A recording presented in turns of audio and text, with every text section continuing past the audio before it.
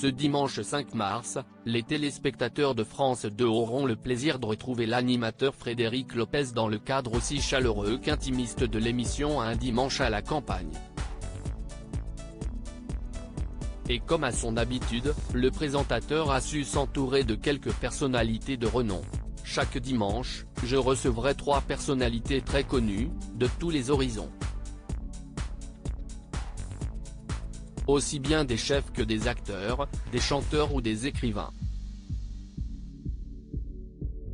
Le but est de susciter des rencontres et de comprendre comment ils en sont arrivés là et leur place dans la société. Voilà comment Frédéric Lopez avait présenté son nouveau rendez-vous hebdomadaire, Un dimanche à la campagne, diffusé sur France 2.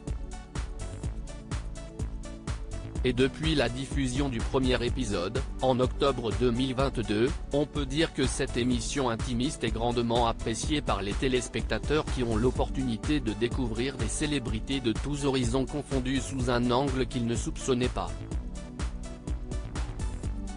Mais après quelques perturbations, liées notamment à la retransmission du tournoi à destination, le présentateur revient dès ce dimanche 5 mars à l'antenne avec une brochette d'artistes qui ont tous accepté de partager leurs différentes expériences. Juliette Armanet s'accorde un bol d'air frais. Les téléspectateurs de France 2 ne risquent pas d'être déçus. Ce dimanche 5 mars à partir de 16h55, Frédéric Lopez accueillera dans la maison de campagne de son émission la chanteuse Juliette Armanet. Et en acceptant cette invitation à la confidence, l'artiste, qui est une ancienne journaliste, reviendra, tout comme ses camarades, sur son parcours professionnel, certes, mais avant tout sur sa construction personnelle. Et on profite d'ailleurs de cette occasion pour rappeler que la chanteuse sera présente sur l'impressionnante scène de l'Accor Arena pour jouer une nouvelle date de sa tournée Brûler le feu, le 17 mars prochain.